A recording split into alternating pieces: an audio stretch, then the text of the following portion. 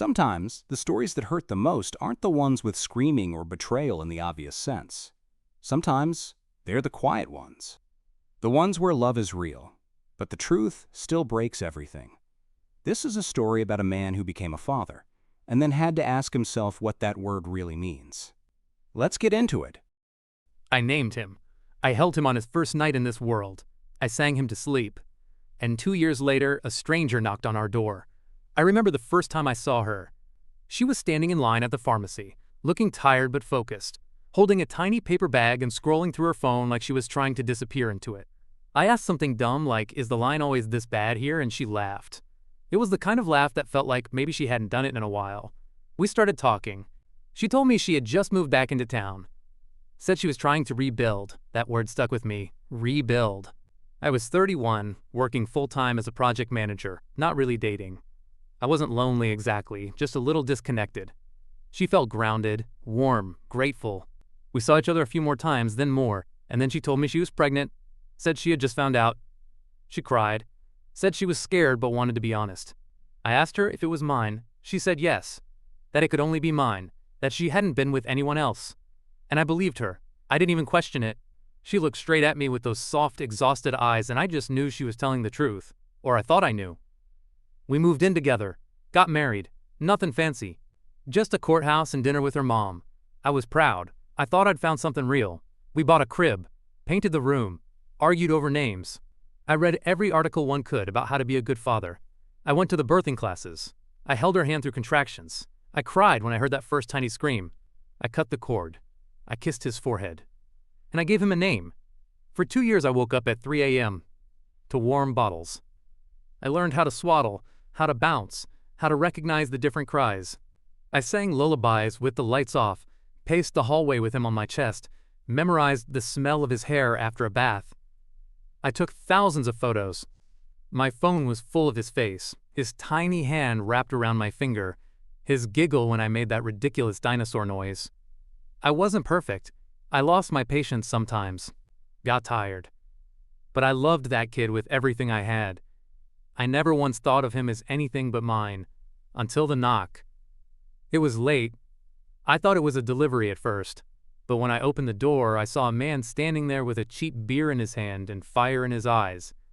He looked rough, not dangerous, just angry in the way people get when they've been boiling for a while. He asked if she was home. I said, "Who are you?" He said, "I'm the real dad." I said, "Get off my porch." He said that boy inside is mine and I have a right to see him. I slammed the door and locked it. She came running down the hall, and when I told her what happened, she went pale. Didn't say a word, just sat down on the steps like someone had unplugged her. Later that night, I asked her again, "Who is he? What did he mean?" And she broke. She started crying, said she was sorry, said she panicked, that when we met she was already pregnant and didn't know how to tell me, said she just wanted something good, someone stable, said she was scared to do it alone, that I was kind and solid and she thought maybe if she gave it enough time it would all work out. I just stared at her. My hands felt numb. I couldn't feel my own knees. The walls were spinning but not moving. That was 2 weeks ago. I packed a bag and left the next morning. I couldn't look at her. I couldn't look at my son. My not son.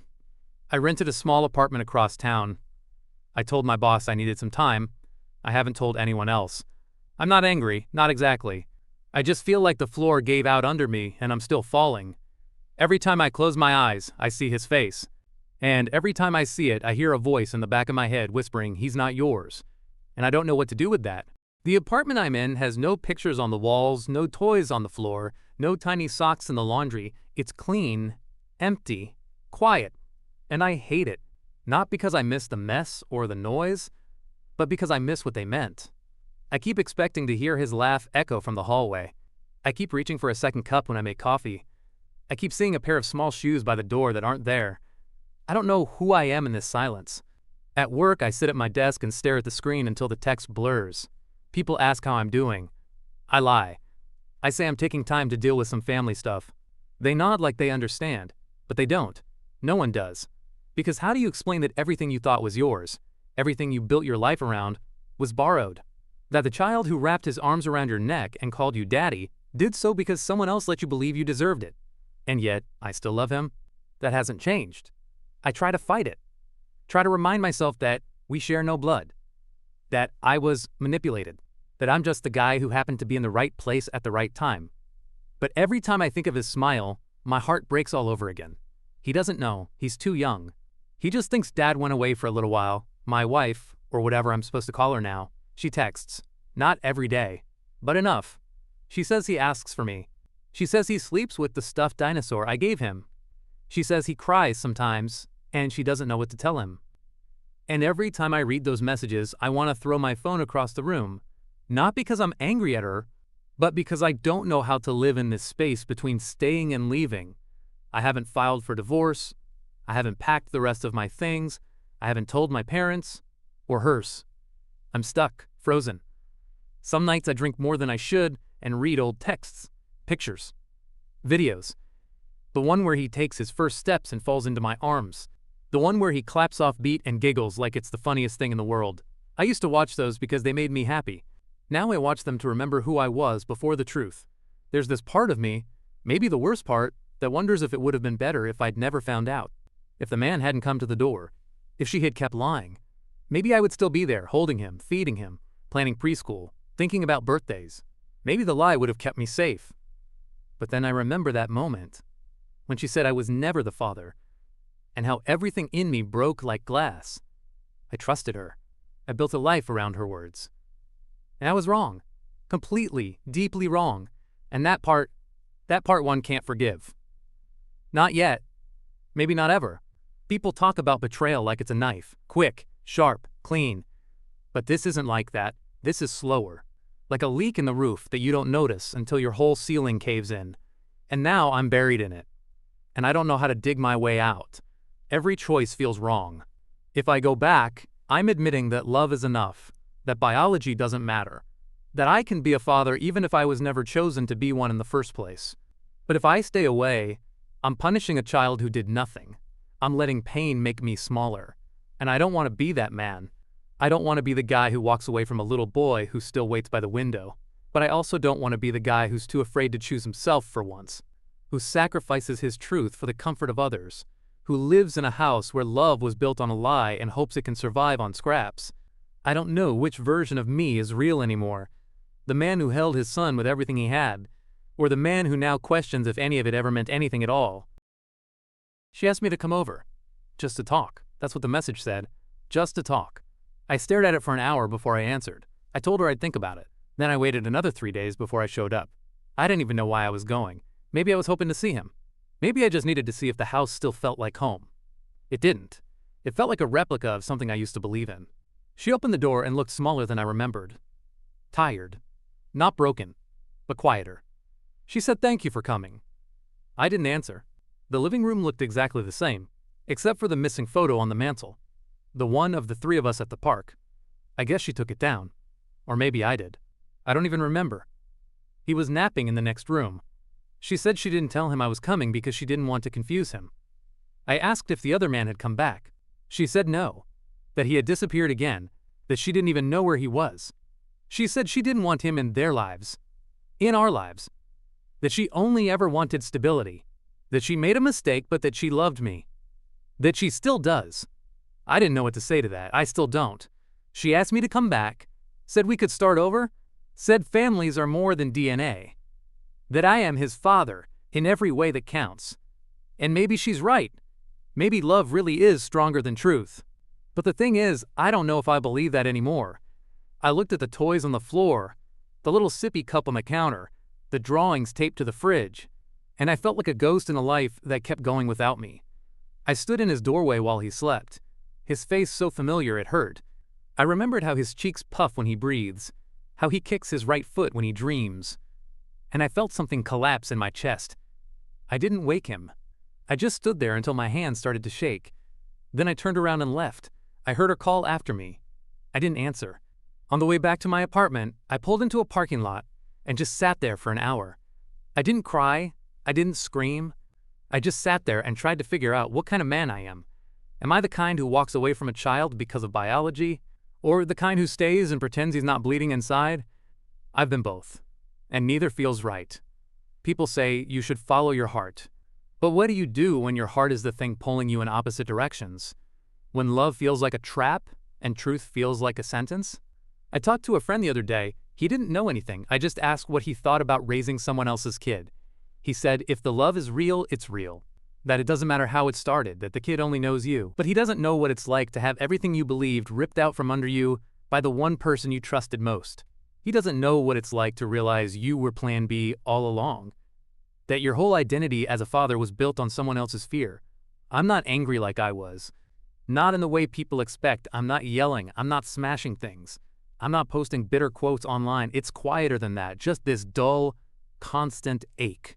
Like something that used to be whole is now misshapen, and I don't know if it can be put back together. The worst part is knowing he'll grow up. He'll ask questions. He'll want to know why I disappeared, why I didn't fight, why I didn't choose him. And I don't know what I'll say when that day comes. Maybe I'll say I was scared. Maybe I'll lie again and say it had nothing to do with him. Maybe I'll just say I didn't know how to be his father anymore when I found out I never was. Or maybe, just maybe, I'll still be there. I don't know. All I know is I have a decision to make. And whichever way I turn, something will be lost. It has been a few weeks since I stood in that doorway and watched him sleep. I have not gone back. I have not told her I am gone for good. I have not said I am coming back either. I just exist here, in this quiet apartment that does not feel like anything but temporary. I go to work. I go home. I eat dinner alone. I watch television without watching it. Sometimes I fall asleep on the couch with my shoes still on. The walls feel too white. The air feels too clean. I am not sure if I am healing or just forgetting how to feel.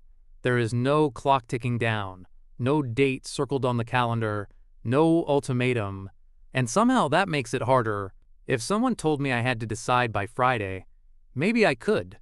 Maybe I would. But no one is asking. No one is rushing. And that means I have to live inside this question indefinitely. Some mornings I wake up and think I should go back. That maybe the love I feel is enough. That maybe I can build something new from the broken pieces if I just stop expecting it to look like it did before.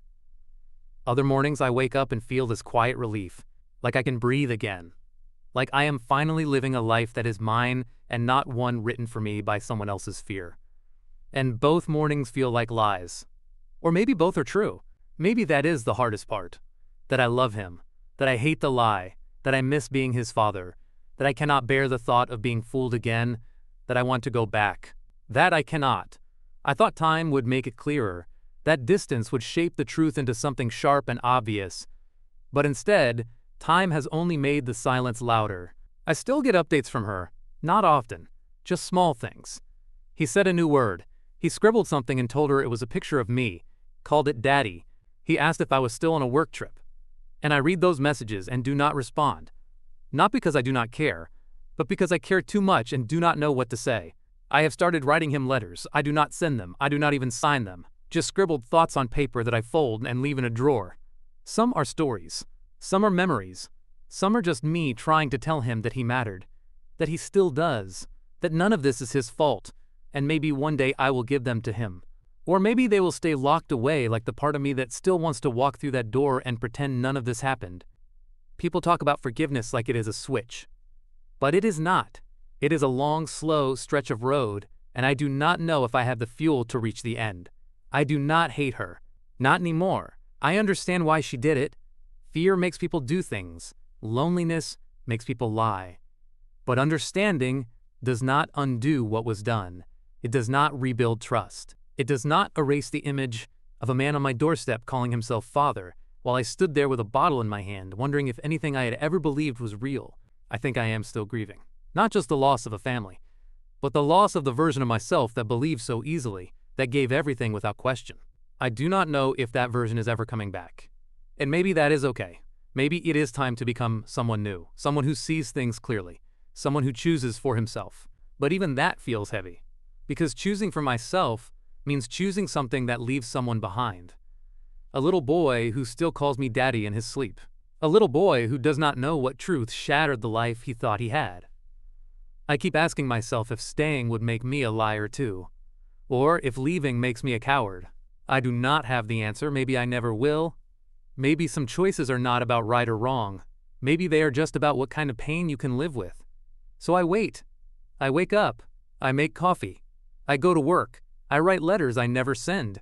I walk past playgrounds and wonder if he would like the swings. I stare at the front door some nights and wonder what it would take to open it again.